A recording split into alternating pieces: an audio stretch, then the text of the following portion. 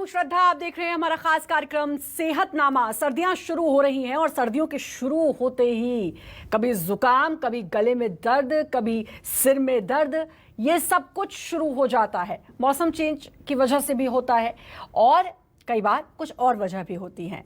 तो आंख, नाक, कान, गले में जो आपके दिक्कत होती है, आज बात उसकी। और हमारे साथ ईएनटी स्पेशलिस्ट डॉक्टर आशा पंडित जुड़ रही हैं, जो हमें ईएनटी से जुड़ी तमाम बीमारियां और उसका इलाज कैसे हो सकता है इसके बारे में जानकारी देंगी। डॉक्टर आशा, बहुत बहुत स्वागत आपका, बहुत बहुत शुक्रिया आपका अपना कीमती समय हमें देने के लिए।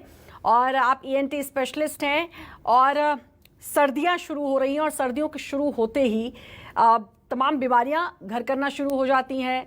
ज़ुकाम हो जाता है, बहुत सारे लोगों को है ज़ुकाम, गले में दर्द, ये तमाम, गले में खराश, खांसी, ये सब कुछ शुरू हो जाता है। तो शुरुआत यहीं से कि सर्दियों के शुरू होते ही किस तरह अपने आँख, नाक, कान, गले का हम ख्याल रखें।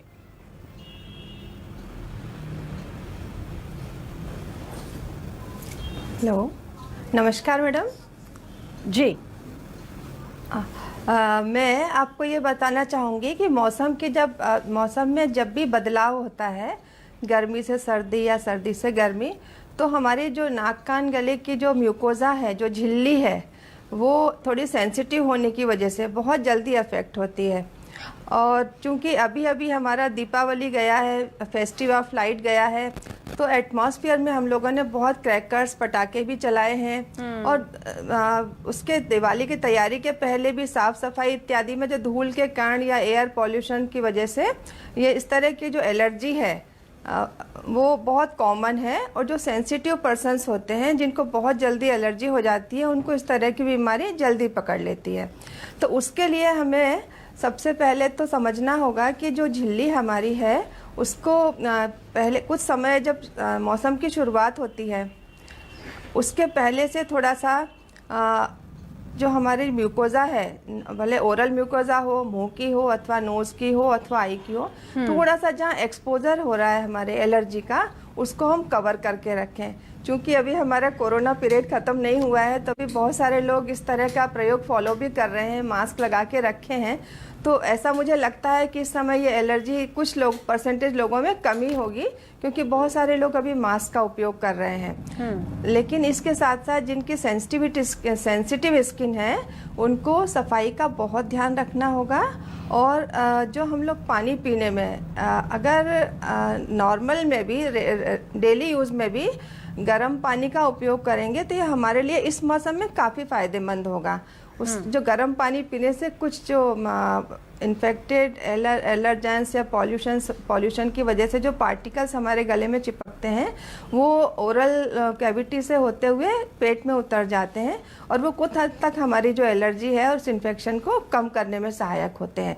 गर्म पानी का प्रयोग करना, सोते समय गर्म पानी पी के सोना, गार्गल्स करें, और ब्रश करने के बाद गर्म पानी से गार्गल्स करके सोने से कुछ हद तक हम इस तकलीफ से बच सकते हैं।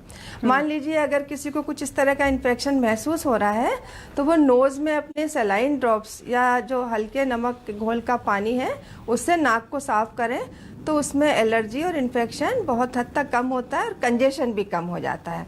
तो इस तरह हम अपने आप को सामान्य एलर्जी से बचा पाने में मदद करते हैं, इस तरह की चीज़ें।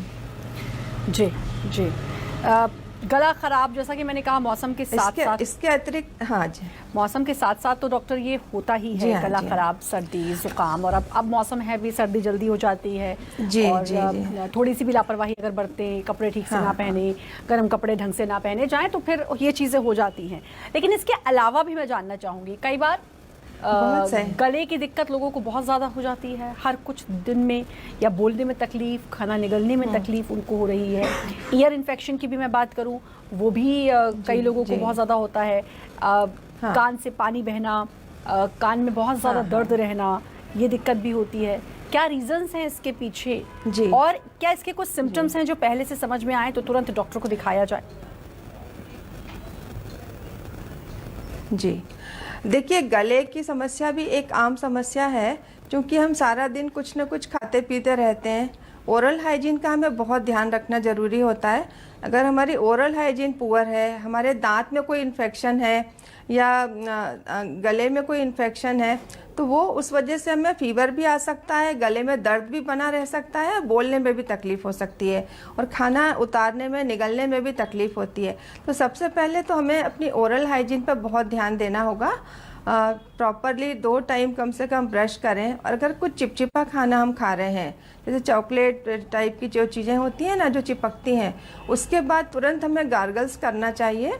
और एक बीटाडीन बड़ी कॉमन सी एक गार्गल्स आते हैं, तो बहुत सारी तकलीफ़ के लिए हम गार्गल्स बीटाडीन से करके और गर्म पानी पीने से बहुत हद तक इन्फेक्शन और एलर्जी से बच सकते हैं।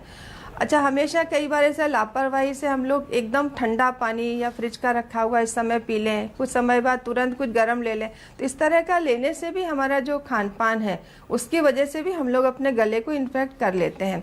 तो हमें इन चीज़ों का ध्यान रखना चाहिए कि जब मौसम बदल रहा है, ठंडा हो रहा है, तो हमें एकदम फ्रिज में रखा हुआ ठंडा एकदम चिल्ड वाटर या चिल्ड ड्रिंक्स या इस टाइप की चीज़ें अवॉइड करना चाहिए। ख़ास तौर से जिन लोगों को एलर्जी, गला ख़राब होने की बार बार शिकायत है, उनको इन चीज़ों से परहेज करना चाहिए, बचना चाहिए। सोते समय ज़रूर से बीटाडीन गार्गल्स करके, अगर इस तरह की कोई समस्या हो रही है तो ब्रश के बाद गार्गल्स करने के बाद गुनगुना पानी पीकर सो जाएं, तो उससे जो गले का इन्फेक्शन है बहुत हद तक कम होगा। सामान्य से जैसे पैरासीटामोल का ड्रग का उपयोग हम कर सकते हैं गले में खराश दर्द के साथ। अगर इस तरह की प्रॉब्लम है तो गार्गल्स के बाद एक पैरासीटामोल लेकर हम अपने इन्फेक्शन को, एलर्जी को कुछ हद तक कंट्रोल करते हैं। ऑफ कोर्स अगर हमें तकलीफ ज़्यादा होगी तो हमें डॉक्टर के पास जाना पड़ेगा, लेकिन इतना तो हम अपने प्राइमरी जो प्राथमिक उपचार है अपने स्वयं का कर सकते हैं। रही बात कान की, जैसा आप बता रही हैं कि कान में भी इन्फेक्शन लोगों का होता है, तो जैसे ही मौसम बदलता है तो चूँकि कान, नाक, गला एक अलग से एक यूनिट है जो एक दूसरे से इंटरकनेक्टेड है, तो अगर हमें सर्दी हो रही है तो उसका असर सीधे हमारे कान पर जा सकता है।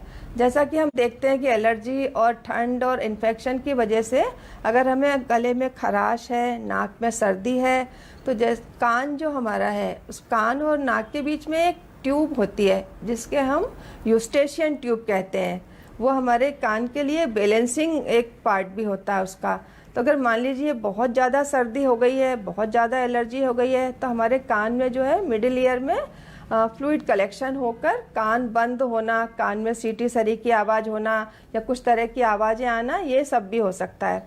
और मान लीजिए कान का पर्दा अगर पहले से ही फटा हुआ है तो मॉइस्चर से वो डिस्चार्ज भी होने लगता है। तो यहाँ मैं आपको ये मेरे जो दर्शक जो सुन रहे होंगे उनको मैं ये सलाह देना चाहूँगी कि अगर आपको टेंडेंसी है एलर्जी से जल्दी कान दुखने की, तो थोड़ा सा कोल्ड चिल्ड वेदर में अगर आप जा रहे हैं तो अपने आप को कान और नाक को कवर करके जाएं। और अगर इस तरह की कुछ परेशानी आपको हो रही है कि कानों में आवाज़ आने लगी है या कान बंद हो रहा है या अपनी स्वयं की आवाज़ आपको गूंज रही है और दर्द भी शुरू हो गया है, तो आप ENT स्पेशलिस्ट की सलाह ज़रूर लें, क्योंकि अगर हमारा कान में प्रेशर बढ़ गया इन्फेक्शन की वजह से तो कभी भी कान का पर्दा फूट सकता है और वो एक डैमेज हो जाता है, जिसके बाद सर्जरी की आवश्यकता होती है। यहाँ एक चीज़ ये बहुत इम्पॉर्टेंट है कि छोटे बच्चे जो होते हैं 6 साल से छोटे, उनमें ये ट्यूब बहुत छोटी होती है। जो जिस ट्यूब की मैं बात कर रही हूँ, यूस्टेशियन ट्यूब जो होती है, वो ट्यूब काफ़ी सीधी और स्ट्रेट होती है, तो उनको इस तरह का इन्फेक्शन होने का चांस और जल्दी होता है। तो जो ब्रेस्ट फेड मदर्स हैं, जो छोटे बच्चे हैं, उनको एक एडिशनल मेरी सलाह होगी कि वो कभी भी अपने बच्चे को सुलाकर दूध ना पिलाएं। सुलाकर दूध पिलाने से कान सीधे ट्यूब के थ्रू कान में भर जाएगा और उसको मिडिल ईयर की प्रॉब्लम होके कान से डिस्चार्ज शुरू होगा, दर्द शुरू होगा, और इतना छोटा बच्चा आपको बता भी नहीं पाएगा कि मुझे क्या हो रहा है। तो जो ब्रेस्ट फेड मदर्स हैं उनको इस विशेष तौर से इस चीज़ पर ध्यान रखना होगा कि वो बच्चे को लिटाकर सीधे सुलाकर दूध कभी ना पिलाएं। हमेशा गोद में लेकर 45 डिग्री पर उसको टेढ़ा करके ही दूध पिलाएं। ये बहुत छोटे बच्चों की बात हो गई, लेकिन जो थोड़े बड़े हो चुके हैं 4, 6, 7, 8 साल के, उनको भी इस तरह की समस्या सर्दी की वजह से बार बार हो सकती है। तो उनकी जैसे अगर सर्दी की शुरुआत में उनको सर्दी होती है तो हम उन्हें 1-2 बार दिन में भाप दे सकते हैं। उनको जो सलाइन ड्रॉप्स आती हैं वो हम अपने लेवल पे कुछ 2-3 बार यूज़ करके या कुछ सेट्रिजिन टाइप की दवा देकर उसको हम सर्दी को प्राइमरी लेवल पे, प्राथमिक लेवल पे ही कंट्रोल करने की कोशिश करें। अगर इसके बाद भी तकलीफ बढ़ रही है तो ज़रूर आप कान नाक गला विशेषज्ञ को बताएं ताकि कि आगे बीमारी बढ़ ना सके। कान में अगर मान लीजिए कि पस आ ही गया, डिस्चार्ज आ रहा है या वाटर डिस्चार्ज हो रहा है तो उसको क्लीन करें 1-2 बार। पानी का बहुत ध्यान रखें, कान में पानी नहीं लगना चाहिए। मॉइस्चर से कान में बहुत सारे फंगस और ईयर में बैक्टीरियल इन्फेक्शंस हो जाते हैं, फिर उसको ट्रीट करना थोड़ा सा एक लंबा प्रोसीजर हो जाता है। लंबे समय एंटीबायोटिक दें और लोकल क्लीनिंग करें। इसलिए बेहतर होगा कि एक तो नहाते समय कान में पानी न जाने दें, कान में मॉइस्चर न इकट्ठा हो। अगर हम नहा रहे हैं, पानी डाल के सर भी धो रहे हैं तो पानी जाने की संभावना पूरी होती है। ऐसे केस में ईयर में आप कॉटन के प्लग्स बना लें और उनको या तो थोड़ा सा ऑयल या वैसलीन कुछ लगा के चिकना करके कान में इंसर्ट कर लें ताकि बाहर का पानी अंदर ना जाए और हम कान में पानी जाने से बचा के, मॉइस्चर बचा के इन्फेक्शन से काफ़ी हद तक बचे रहेंगे। ये सब सावधानी अगर हम लेते हैं तो प्राइमरी लेवल पे हम लोग अपना जो बेसिक इन्फेक्शन जो हो जाते हैं जिसके बाद आगे बीमारी बढ़ती है वो हम कंट्रोल करने में अपने आप को वो कर पाएंगे, कंट्रोल कर पाएंगे हम लोग। जी जी डॉक्टर, ये तो आपने बच्चों की भी बात बताई। अब जरा बच्चों के बारे में ये जानना चाहूंगी, सर्दियों पे खास तौर पर बच्चों का कैसे ख्याल रखें, क्योंकि सबसे ज़्यादा डर यही होता है कि अगर हवा ज़रा सी भी कान में, नाक में गई या गले में इन्फेक्शन हुआ तो फिर बच्चों को संभालना बड़ा मुश्किल हो जाता है। बच्चे चिड़चिड़ाते भी रहते हैं, रोते भी रहते हैं और फिर आप बच्चों से इतनी उम्मीद नहीं कर सकते कि वो सारे आपके इंस्ट्रक्शंस फॉलो करें, आपको ही बहुत अलर्ट रहना पड़ता है। तो बच्चों के लिए कैसे खास एहतियात बरती जाए, खासकर वो छोटे से बच्चे 2, 3, 4, 5 महीने से लेकर तकरीबन 7-8 साल तक के बच्चे जिनका बहुत ज़्यादा ख्याल रखना पड़ता है। तब सर्दियों में उनका कैसे ख्याल रखें ताकि उनको ईयर, नोज और मतलब ENT इन्फेक्शन ना होने पाए? जी देखिए, सबसे पहले तो जैसे सर्दी की शुरुआत है, विंटर है, तो टेम्परेचर फॉल होगा ही होगा और बहुत सारे इन्फेक्शंस ईयर, नोज, थ्रोट के कम टेम्परेचर में सर्दी की वजह से होते हैं। तो सबसे पहले हमें माताओं को और परिवार के सदस्यों को ध्यान रखना ज़रूरी है कि बच्चे को गर्म रखें। गर्म रखने के लिए आपको डेफिनेटली गर्म कपड़े पहनाने होंगे, उनको ठंडे पानी से थोड़ा बचाना होगा और स्नान कराते समय भी बच्चों को गर्म पानी से कराएं। वूलन कपड़े पहनाएं और जो कैप, मतलब कान भी ढकें, वूलन कैप या स्वेटर या पूरा कवर करने के लिए जो भी उनके पास साधन है वो पहनाएं ताकि बाहर की हवा से बचे रहें, बच्चे शरीर की गर्मी बाहर ना जाए, सबसे बड़ी बात है। और जो छोटे बच्चे होते हैं 0 से 28 दिन के, जिनको नियोनेट हम कहते हैं, नियोनेट मतलब 1 महीने के अंदर के जो बच्चे होते हैं वो तो इस मामले में बहुत सेंसिटिव होते हैं। उनके लिए तो आपको डेफिनेटली हाथ में मोजे, पैर में मोजे, कान में टोपी और सीने पे ढका हुआ अच्छा टाइट कपड़े पहनाना ज़रूरी है। मतलब सीना ढका रहे कि बाहर की गर्मी ना जाए। कभी कभी उसके बावजूद भी टेम्परेचर और फॉल होता है, 10 डिग्री से नीचे भी जाता है, तो ऐसे केस में आप हीटर का इस्तेमाल कर सकते हैं ताकि रूम में गर्मी बनी रहे और बच्चे को बाहर का इन्फेक्शन ना जाए। हमारे देश में जैसे नियोनेटल मॉर्टेलिटी बहुत ज़्यादा है। 0 से 1 महीने तक के बच्चों की मॉर्टेलिटी मतलब उनकी मृत्यु दर काफ़ी ज़्यादा है हमारे यहाँ। तो उस ऐसे केस में जो बिल्कुल 1 महीने के अंदर के बच्चे हैं उनको हम लोगों के लिए, आप लोग सभी के लिए मेरी सलाह होगी कि विशेष तौर पर जितने इन्फेक्शंस होते हैं वो आउटसाइडर्स बच्चों को गोदी में लेते हैं, कुछ चीज़ें खिलाते पिलाते रहते हैं, गले में शहद, मुंह में शहद डालना या इस तरह की गुट्टी उट्टी देना, इन सब चीज़ों से छोटे बच्चों को इन्फेक्शन होता है और डेफिनेटली थ्रोट भी खराब होता है। तो सभी जो विलेज, गाँव के लोग हैं, अर्बन एरियाज़ के लोग भी हैं, ये कहीं ना कहीं कुछ कस्टम होते हैं कि बच्चा आप आया है आपके यहाँ तो आपको दूसरे की गोद में देने ही देना है, फिर वो उनके हाथों में कुछ गिफ्ट भी देंगे, नोट भी देंगे, इस तरह की चीज़ें। तो आजकल ये सब चीज़ें कोई भी इन्फेक्शन रहित नहीं है। तो इस तरह के जो बिल्कुल छोटे बच्चे हैं, कुछ महीनों के हैं, उनको इन सब चीज़ों से बचाना भी हमारा फ़र्ज़ है कि बच्चा अगर छोटा है तो liable to catch infection from anybody, सांस का भी हो सकता है, हाथ का भी हो सकता है, रुपये पैसे देने का भी हो सकता है।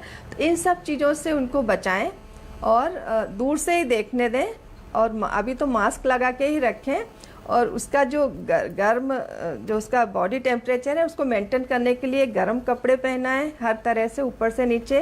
और अगर और भी ज़्यादा चिल्ड हो रहा है मौसम, और ज़्यादा टेम्परेचर फॉल हो रहा है, तो घर में हीटर की व्यवस्था करके उसको रूम को हीट करें। अच्छा, अगर आप हीटर भी लगाती हैं तो थोड़ा सा जो छोटे बच्चे होते हैं उसमें हीटर्स की गर्मी से थोड़ा सा स्किन में ड्राइनेस आने का भी एक संभावना होती है।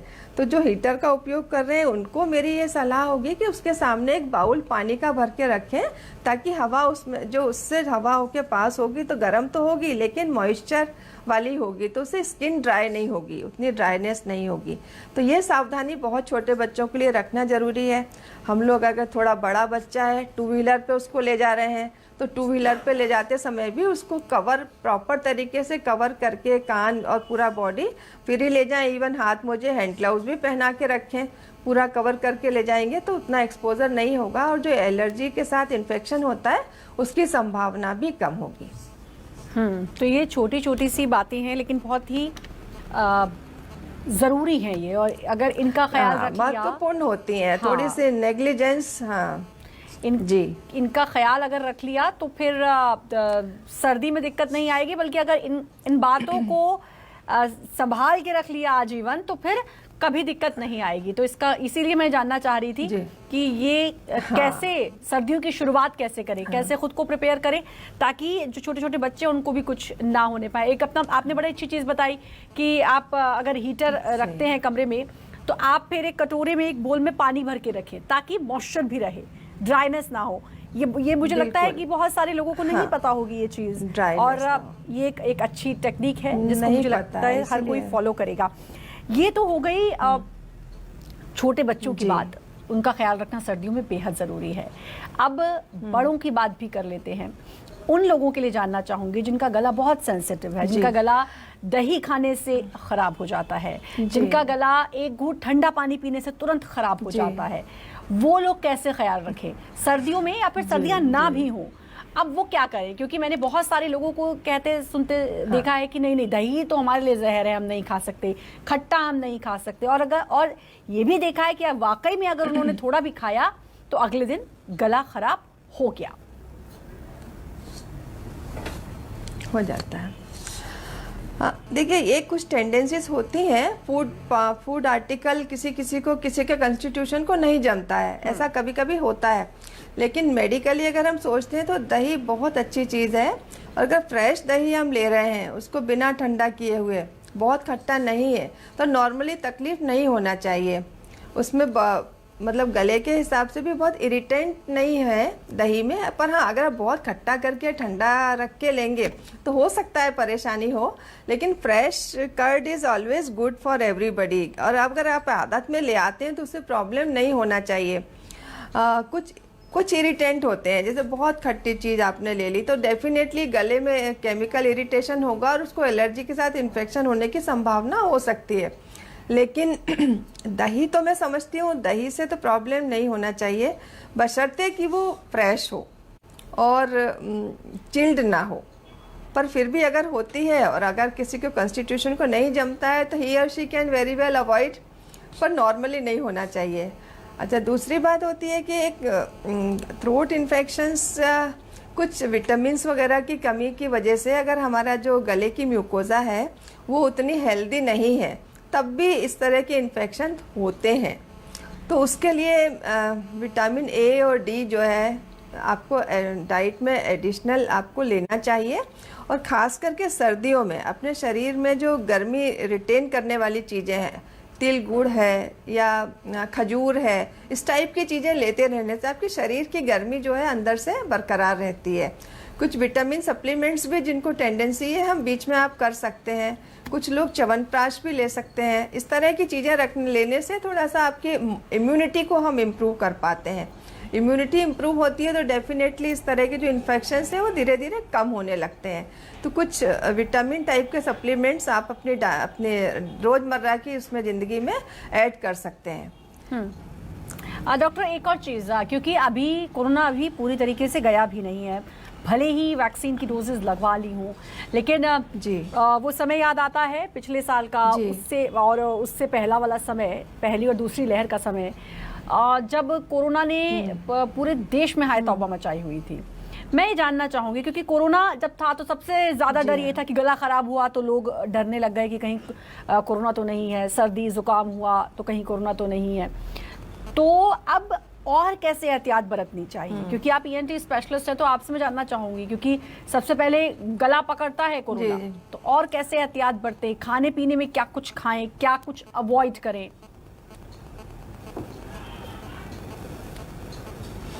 देखिए, हमेशा इस तरह के जो वायरस होते हैं ना, रेस्पिरेटरी सिस्टम में नोज और माउथ के थ्रू ही एंटर होते हैं। कोरोना वायरस हो, इन्फ्लुएंजा हो, सर्दी जुकाम का हो, इन्फ्लुएंजा के बहुत सारे टाइप्स हैं, सारे नोज और थ्रोट के माध्यम से ही हमारे बॉडी में एंटर होते हैं। तो नोज एंड माउथ को अपने को ऐसे वाले सीजन में, जब कोरोना है या इन्फ्लुएंजा है या H1N1 है, ये जब भी फैल रहा होता है तो हमें इसको कवर्ड करके रखना चाहिए। मतलब मास्क लगाना पहली ज़रूरत है। और मास्क में भी कई तरह के मास्क हैं और आपके जॉब प्रोफाइल पे डिपेंड करता है कि कौन सा मास्क लगाएं। जैसे मैं खुद चिकित्सक हूँ, मैं पेशेंट्स देखती हूँ, तो मेरे लिए कौन सा मास्क उपयोगी होगा, N95, N99, वो चीज़ें मुझे देखना है। लेकिन कॉमन मैन के लिए भी ट्रिपल लेयर मास्क तो बहुत ज़रूरी है। और दूसरा, जब अगर कोई आपको व्यक्ति इन्फेक्टेड है, आपको लग रहा है कि उसको फ्लू हो रहा है, URI हो रहा है, अपर रेस्पिरेटरी इन्फेक्शन है, तो उससे शेक हैंड करना, हाथ मिलाना या उसके गले मिलना या उसके बगल में बैठ के खाना खाना, ये हमें अवॉइड करना होगा। क्योंकि ड्रॉपलेट इन्फेक्शन किसी को दिखता नहीं है, लेकिन हम खाना खाते हैं, हम बोलते हैं या कुछ भी कर रहे होते हैं तो हमारे मुंह से ड्रॉपलेट्स जाती हैं और वो अगले को, इतने माइनर पार्टिकल्स होते हैं कि नोबडी कैन सी इट, लेकिन वो होता है और इन्फेक्शन आपको अगले ही दिन हो जाता है। तो ये जो है ना, इस तरह का जो सोशल डिस्टेंसिंग से लेके आपको मास्क लगाने से लेके, और जो कॉमन जो हम लोग सभी को बता रहे हैं, कोरोना में, इन्फ्लुएंजा में, H1N1 में, ये चीज़ें तो हमने अवॉइड करना पड़ेंगी। दूसरा होता है फोमाइट्स। जैसे मैं इन्फेक्टेड हूँ, मैंने कोई आर्टिकल छू लिया है ना, और उसी आर्टिकल में इन्फेक्टेड हूँ तो मैंने उस पर वायरस रख दिया, और वही आप वहाँ से निकले, आपने उसी सीढ़ी पे या उसी चीज़ पे हाथ रख दिया और वही हमारे नाक मुंह में गया, तो इस तरह इन्फेक्शन हो गया और हम सोचते ही रह जाएंगे कि अरे मैंने तो कुछ किया ही नहीं, मेरे को कैसे हो गया। तो किसी की छुई हुई चीज़ें अपने को जहाँ तक वो छूना नहीं है। और जो सैनिटाइजेशन का कॉन्सेप्ट अभी कोरोना ने हमारे सबके सामने लाया है, उसको अभी फॉलो करना है। भले कोई भी इन्फेक्शन हो, कोरोना का हो, इन्फ्लुएंजा का हो, कॉमन कोल्ड का हो, H1N1 का हो, ये सारे रेस्पिरेटरी सिंसिटियल वायरस हो, ये सारे वायरस एक ही प्रजाति के होते हैं जो नोज और मुंह से हमारे अंदर जाते हैं। तो उनको दूर रखने का एक ही तरीका है कि आप उसको मास्क लगा के रखो। अभी तो आपको ये कम से कम ये नया साल नहीं आ जाता, जब तक हमें 2-3 महीने नहीं निकल जाएंगे 2022 के, तब तक इस तरह की प्रिकॉशंस लेना मुझे लग रहा है बहुत बहुत ज़रूरी है। क्योंकि हमारी पूरी पब्लिक वैक्सीनेट भी नहीं हुई है, कई लोगों ने 1 डोज ही लगाया है, कुछ लोगों ने इग्नोर किया है, कुछ ने मजबूरी में, जो भी रीजन रहा हो, लेकिन पूरी पब्लिक हमारी अभी वैक्सीनेट नहीं हो पाई है। तो इस तरह की चीजें कोरोना से बचने के लिए भी, H1N1 से बचने के लिए भी, और दूसरे जो रेस्पिरेटरी इन्फेक्शन टाइम से होते आ रहे हैं, उन सब के लिए बहुत आवश्यक है कि ये सारी प्रिकॉशंस जो अभी हम लेते आ रहे हैं उसको लेते रहें, उसको अभी इग्नोर नहीं करें। अभी हम लोग मार्केट जा रहे हैं तो देख रहे हैं कम से कम 50% लोगों ने अभी भी मास्क नहीं लगाया है। तो ये अच्छी स्थिति नहीं है। इसी स्थिति की वजह से हमें डर लग रहा है कि हम 3rd वेव में ना एंटर हो जाएं। बिल्कुल, और ये समझना होगा, सारे सर्दियां आ रही, कहते हैं कि सर्दी के समय तो इसका और ज्यादा घातक परिणाम देखने को मिल सकते हैं। तो अब हर किसी को समझना होगा, वैक्सीन तो है ही, लेकिन उसके अलावा भी क्या होता है बिल्कुल समझना होगा। जी हाँ जी, उसके अलावा भी हमें जरूरी है और इसको समझना होगा, हर किसी को समझना है। हाँ, बहुत अच्छी जानकारी आपने दी। मैं समय मुझे और इजाजत नहीं दे रहा है, लेकिन ये समझ में आया कि कैसे ईएनटी अपने नाक कान गले का हमें ख्याल रखना है। बहुत बहुत शुक्रिया डॉक्टर आशा पंडित, आप जुड़ी और इतनी अच्छी जानकारी दी। और फिलहाल सेहतनामा में इतना ही। बाकी खबरों को लगातार बनी रही है न्यूज़ 24 मध्य प्रदेश छत्तीसगढ़ के साथ।